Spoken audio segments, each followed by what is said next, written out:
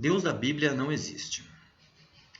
Pretendo nesse vídeo fazer uma abordagem referente ao Novo Testamento, não entrar aqui na questão dos textos judaicos, porque a teologia judaica difere muito da teologia cristã. Os judeus não acreditam em pecado original, por exemplo, não é? Então, isso já é um fator que tem que ser analisado e tem que ser levado em consideração, porque o livro foi escrito por eles e para eles. Vamos então ao Novo Testamento. O registro mais antigo, segundo consta, de um fragmento de papiro, data aproximadamente, vamos colocar, eu vou jogar baixo para dar uma chance aí para os cristãos. Vamos colocar aí que foi 40 anos depois dos fatos ocorridos. 40, 70 anos, os mais antigos.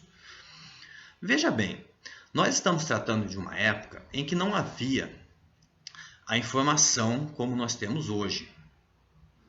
Todas essas informações, todas essas histórias que foram registradas, elas foram transmitidas de maneira oral, o famoso boca a boca. Não é? E o detalhe mais importante é que não sabemos quem escreveu. Nós não sabemos os autores desses fragmentos, desses mais antigos, e nós também não sabemos como essa informação chegou, quem transmitiu essa informação para quem escreveu. Hoje, você que acessa as redes sociais, o Facebook, por exemplo, já deve ter percebido a quantidade de informações falsas que são vinculadas na rede, não é? Muitas informações falsas, algumas inclusive disfarçando as páginas para tentar ficar similar a algum portal de maior credibilidade, entre aspas, mas as informações falsas, elas percorrem a rede de uma maneira muito rápida todos os dias. Então, se hoje que nós temos a capacidade, a possibilidade de analisar as fontes, de analisar se realmente aquela informação é verdadeira, ainda assim existem pessoas que propagam mentiras e muitas que acreditam nessas mentiras, imagine naquela época. Nós estamos tratando aqui de um primeiro registro, que é um fragmento de um papiro, que foi escrito décadas depois dos fatos ocorridos. O conjunto da obra, não é? O Novo Testamento todo, poderíamos colocar assim, só foi completado quase 400 anos depois, ou pouco mais de 300 anos depois dos fatos ocorridos. Séculos.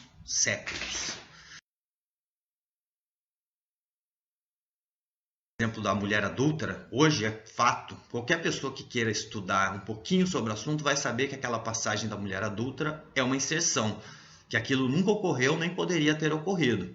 Ou seja, o próprio cristão ele admite que existem partes da Bíblia que não foram de fato inspiradas por Deus, mas foram acréscimos posteriores. Ora, se existem passagens que são acréscimos posteriores, nós não sabemos quais são e quais não são, correto? E se nós não sabemos, como é que a gente vai achar alguma verdade no meio dessa bagunça?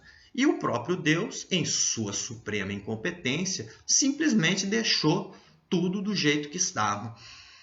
Ele nada fez. Ele não inspirou os tradutores da Bíblia, ele não usou ninguém da Igreja Católica no início, por exemplo, como fez com Paulo. Não, ele não fez nada. Ele simplesmente largou tudo e deixa como está e vocês que se virem. E por isso que hoje cada um interpreta a Bíblia do jeito que quiser. Do jeito que quiser. Eu posso interpretar a Bíblia da maneira que eu quiser.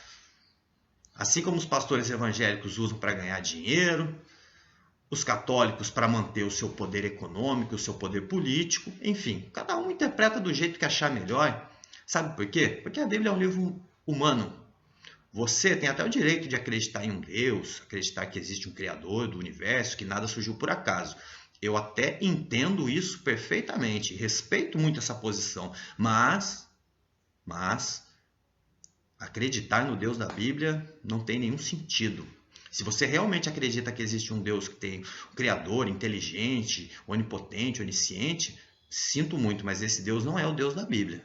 Se você acredita no Deus da Bíblia, você acredita simplesmente em homens comuns. Você acredita nas ideologias dele.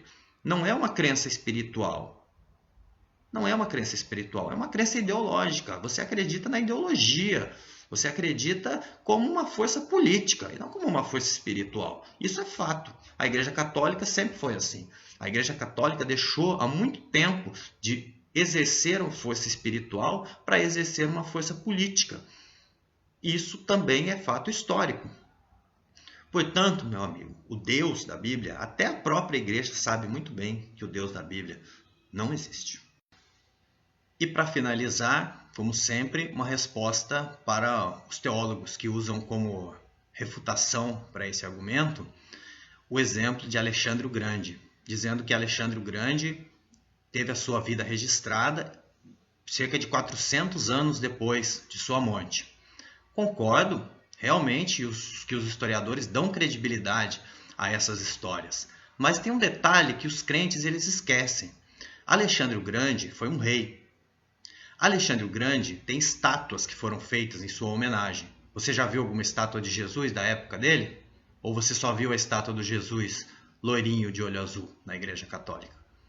E tem um detalhe mais importante de todos. Alexandre o Grande nunca transformou água em vinho, nunca andou sobre a água, nunca ressuscitou ninguém. Ele foi um homem comum.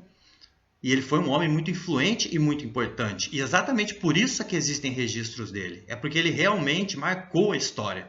Agora, eu posso duvidar também da história dele plenamente. Posso achar que não é isso. Que a história está equivocada e que talvez ele não tenha sido nada disso. Eu posso duvidar disso, porque isso não influencia em nada na minha vida. E ninguém vai virar para mim e vai dizer: Alexandre o Grande vai te mandar para o inferno se você não acreditar nele. Por hora é só. Agradeço a todos.